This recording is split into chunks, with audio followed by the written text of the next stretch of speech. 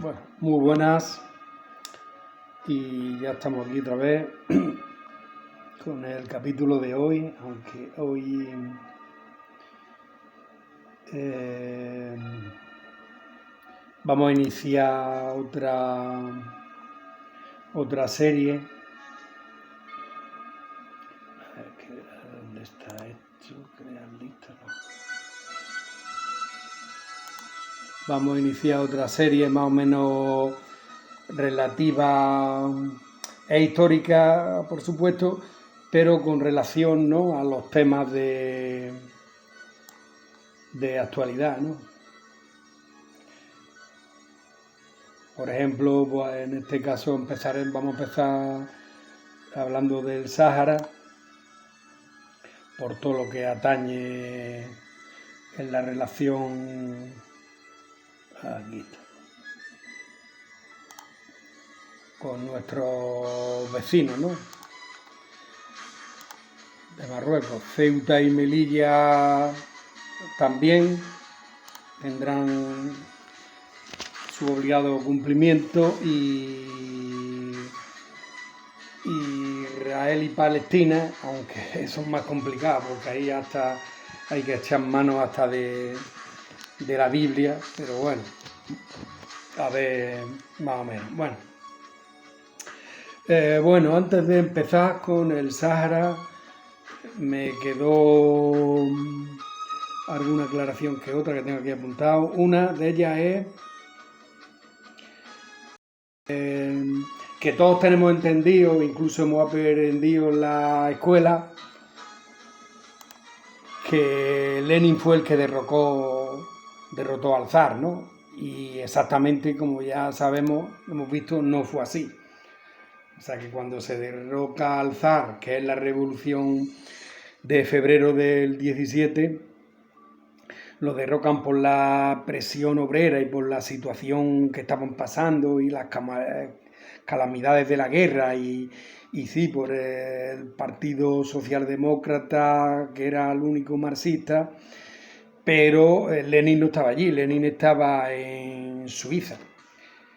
Y Lenin va ya después, ya habiendo abdicado el zar y con el gobierno provisional, él llega ya en abril, y en fin, luego ya dan la de los bolcheviques en octubre. En fin, que bueno, no vamos a enrollar, que ya hemos echado 14, 15 capítulos.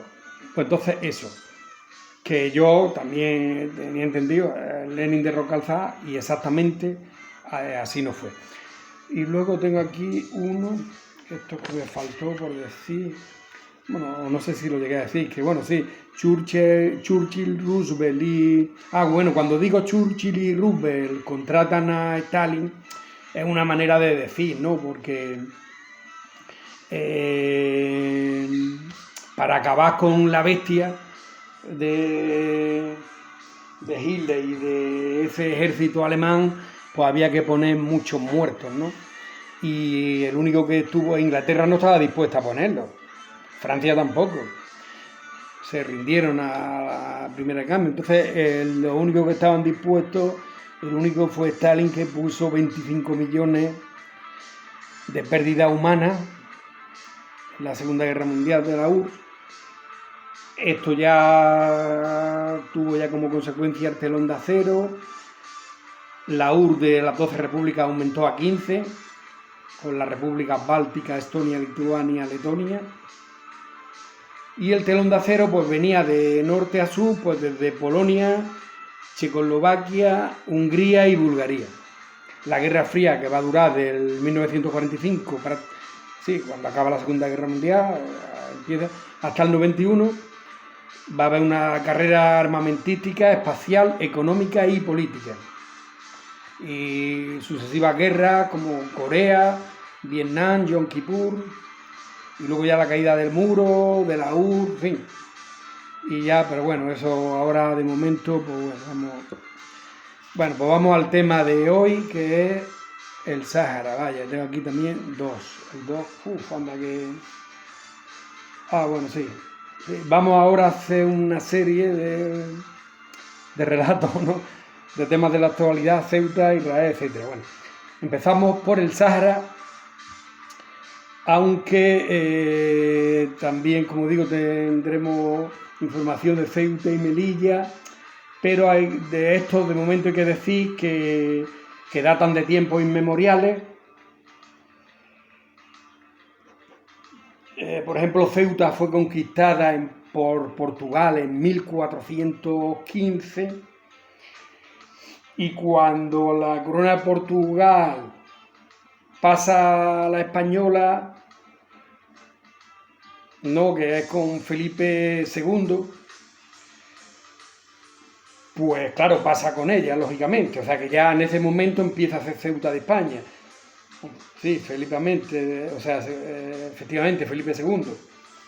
Que esto es 1580. Se absorbe a Portugal porque se absorben los judíos. Y luego ya, que esto ya no lo he buscado, pero tiene que ser o Felipe III o Felipe IV. Felipe III sí llegó a ser rey de Portugal. Y Felipe IV, que empieza en 1620, pues yo creo que no, que Portugal se independiza antes. Pues bueno, Felipe III pierde Portugal, pero hay un caso curioso y es que los portugueses, que creo que es sobre el 1600, hacen como una consulta a la población ceutí, un referéndum de aquella época, no sé cómo sería, y decidieron quedarse con España. O sea que, lo cual quiere decir, pues eso, que desde el 1580 Ceuta es España. Ya 600, 400, 420, casi 500 años. Y los Reyes Católicos en 1496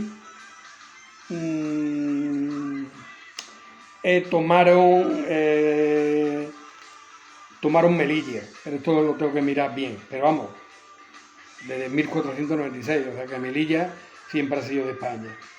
Y por tanto, Marruecos ni existía, sí había tribus y más o menos era como, no sé cuándo se formaría el sultanato, pero eso sería 100 o 200 años después. En ese momento eran solo tribus. Y luego ya el Estado de Marruecos, hasta la descolonización en 1956, ordenada por la ONU, pues no se forma. En fin, ahí sí le interesó lo que decía la ONU. Pero bueno, venga, vamos a empezar. Sáhara. El Sáhara Occidental, extremo occidental en el desierto del Sáhara. Superficie aproximada de 266.000 kilómetros cuadrados. Debido a su orografía, el territorio permaneció despoblado mucho tiempo y no fue hasta el siglo III después de Cristo que con el uso del camello se mejoraron las comunicaciones a través del desierto. Entonces era una ruta comercial entre el norte y el África subsahariana. Algunas tribus bereberes se fueron asentando en la región de manera nómada o seminómada, ¿no? O sea que se movían, no estaban en un sitio. En el siglo VIII llega ya el Islam, ¿no? Bueno, Mahoma nace en el 600, pero claro, mientras llega allí no llega, pasan 100, pues en el siglo VIII, pues prácticamente como a nuestra península, ¿no?, que llegó en el 711, pues prácticamente aquí igual. Llega el Islam a la región, que fue cogiendo influencia y se iban convirtiendo y surgiendo califatos en el norte de África. Hasta el siglo XIV es cuando la población árabe va a superar en número a los bereberes. Hay una especie de imperio maquil que cae en el siglo XVII y en el Sáhara Occidental perdería relevancia como ruta comercial y se iba definiendo un pueblo que resulta de la mezcla de árabes y bereberes y que se denominó como saharaui. Y la creación de un poder centralizado en un estado se hacía imposible debido a la condición nómada de la población. O sea que como no paraban de moverse, pues entonces no llegaron a formar ningún estado. Con esto el territorio quedaría en el olvido por mucho tiempo. A mediados del siglo XIX, España pone los ojos en quien acababa de vencer en la guerra de África contra el sultanato de Marruecos en 1859-1860, imponiendo su presencia en la región. Y ocupamos, bueno, nos vamos a parar aquí para ver, pues aquí vamos a ir muy detenidamente y todo para que no se escape ningún detalle. Y entonces nos vamos a parar aquí en el 1859-1860, que era un periodo liberal del siglo XIX, ¿no? El reinado de Isabel II, y se forma una guerra en el norte de África, que sería la primera, y tengo aquí unos apuntes y la vamos a ver, porque va a tener relación ya, no exactamente con el Sáhara, pero sí va a tener algo de relación. Entonces vamos a ver, y a ver si diera tiempo. Vamos a ir, y los capítulos se van a tener que ir ya 17 minutos. De ahí ya prometo no agrandarlos más, porque... Bueno, fue el primer conflicto bélico en África. Enfrenta al Sultanato de Marruecos, como digo, en 1859-1860, con un gobierno de la Unión Liberal de O'Donnell, del reinado de Isabel II. Aquello que cuando dentro no te va bien, crea una guerra fuera para hacer piña, ¿no? Lo que hace ahora Marruecos, ¿no? Ni más ni menos. Aunque bueno, veremos que hay varias teorías sobre ese tema. La guerra termina con el Tratado de Guarras en Tetuán, que proponía Marruecos, o sea, suponía que Marruecos tenía que hacer, o el sultanato, vamos a decir Marruecos, el sultanato tenía que hacer cesiones e indemnizaciones a España, que era la ganadora. ¿Qué tiempo aquello? 180 años antes. Bueno, origen. Hacia el 1840, las ciudades de Ceuta y Melilla sufrían constantes incursiones de grupos de rifeños, ¿no? De las tribus, las cábilas, que estaban allí cercanas y no paraban de incordiar. Hubo acoso en el 44, en el 45, en el 48, en el 54. El ejército español intentaba responder, pero se adelantaban, o sea, se adentraban en el Rif, salían huyendo al Rif y les ponían emboscadas. Claro, allí ni conocían el terreno y aquello, pues, en fin.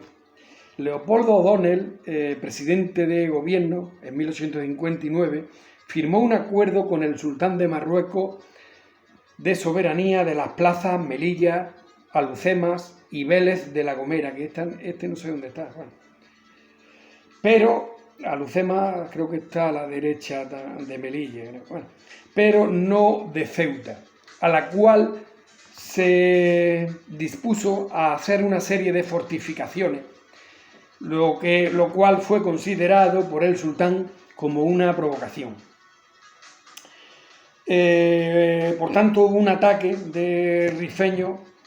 Cuando digo rifeños, ya sabéis que los rifeños en la región del Rif, que es el norte de Marruecos, ¿no? Que luego lo que tuvimos nosotros el protectorado de Marruecos, pero eran los que estaban más cerca y los que atacaban. Bueno, pues hubo un ataque de rifeños a los españoles que custodiaban las obras de los fortines de Ceuta.